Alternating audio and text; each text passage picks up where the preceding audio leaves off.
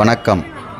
BRT தங்கம் வலைதள செய்தி சேனலுக்காக ரவிச்சந்திரன்.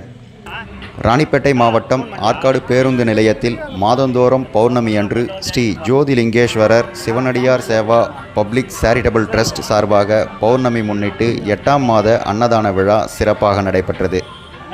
இந்த நிகழ்ச்சிக்கு நிறுவன தலைவர் ஜெய்மாருதி சரவணன் தலைமை தாங்கினார். செயலாளர் ரவிச்சந்திரன், துணைத் தலைவர் வெங்கடேசன் ஆகியோர் முன்னிலை வகித்தனர். பொருளாளர் ராஜி அனைவரையும் வரவேற்றார்.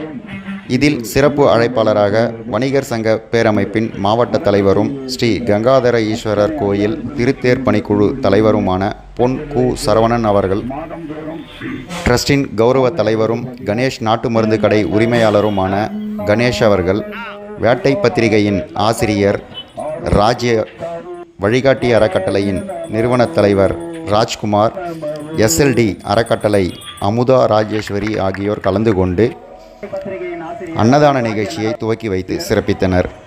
இதில் சுமார் 1000க்கும் மேற்பட்ட நபர்களுக்கு அன்னதானம் வழங்கப்பட்டது. முன்னதாக பூக்களால் அலங்கரிக்கப்பட்ட சிவபெருமானுக்கு சிறப்பு பூஜைகள் செய்து அன்னதானம் படைக்கப்பட்டு அனைவருக்கும் வழங்கப்பட்டது.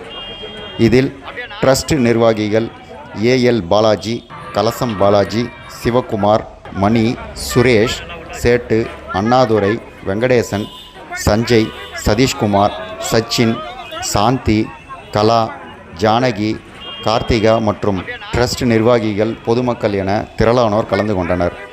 இறுதியில் ட்ரஸ்டின் துணை செயலாளர் முருகன், துணை பொருளாளர் ஜெயக்குமார் ஆகியோர் அனைவருக்கும் நன்றி தெரிவித்தனர். வணக்கம்.